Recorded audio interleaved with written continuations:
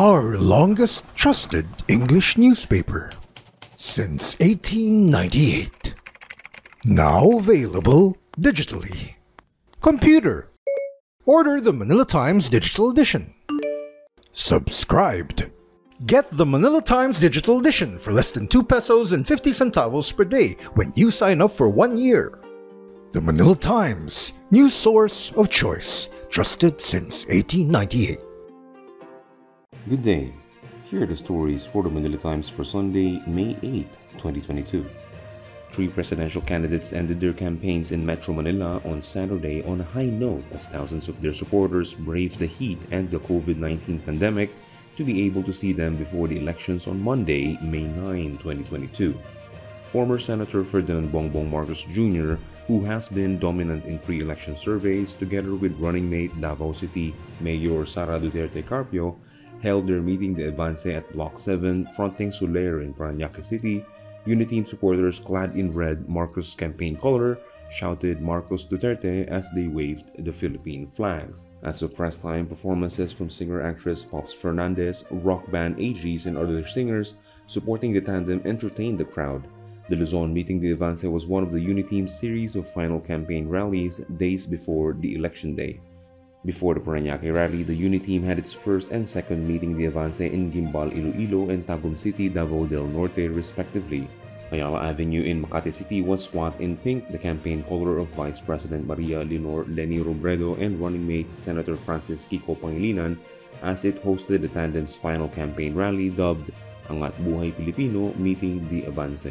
Like Marcos, Robredo's grand rally was also star-studded with Gary Valenciano and his son Gabriel, Kim Chiu, Bianca Gonzalez, Ian Constantino, Ann Curtis, and Miss Universe 2018 Catriona Gray among the celebrities who were present. Megastar Sharon Cuneta serenaded the estimated 750,000 crowd as per organizers' estimate with one of her songs, Pangarap na Bituin. Francisco Isko Moreno Dumagoso, the Action Democratico standard bearer, returned to Tondo where he said in Filipino it all started. Dumagoso was joined by his running mate Dr. Willie Ong and his senatorial slate at the Moriones Linear Park. The Manila chief executive talked about his humble beginnings, first as a garbage collector in the streets of Tondo, then as an actor. It's all systems go for the May 9 national and local elections. The Commission on Elections or COMELEC assured everyone as the campaign period for both local and national candidates ends today, Sunday. All preparations were already in place except for minor kinks in testing and sealing the vote counting machines or VCMs and replacing some defective secure digital or SD cards. COMELEC Commissioner George Garcia said 100% of the 106,000 VCMs and another 1,000 VCMs for contingency have been delivered to the various areas in time for final testing and sealing from May 2 to 7. Based on COMELEC data, there are 65,831,806 registered voters for the 2022 polls. Garcia said they were hopeful for a 75 to 80% turnout considering that this is a historic election and people were motivated to cast their votes. As of May 7, the COMELEC has sealed and tested 86,479 machines from 93,398 clustered precincts, while 6,919 others were being tested. There are 37,216 voting centers and 105,174 clustered precincts.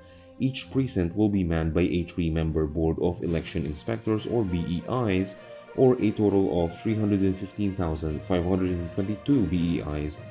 According to Garcia, there were 50,000 military and policemen and enough air and sea assets at COMELEC's disposal to ensure peaceful, orderly, and free elections.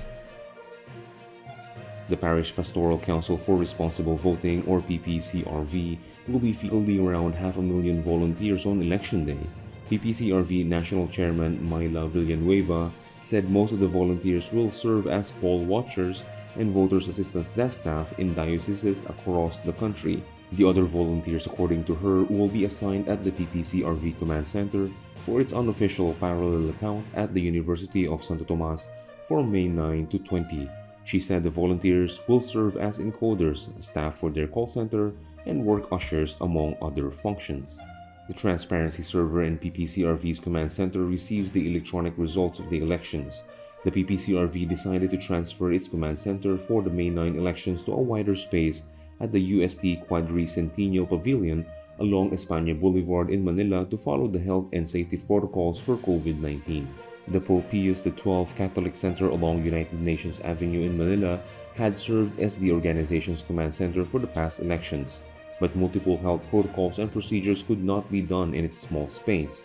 The UST Arena can accommodate 5,000 people and also has better features fit for PPCRV's operations. Top presidential bets: Vice President Maria Leonor Eleni Robredo and former Senator Ferdinand Bongbong Marcos Jr. topped the two final surveys conducted ahead of the May 9 national elections.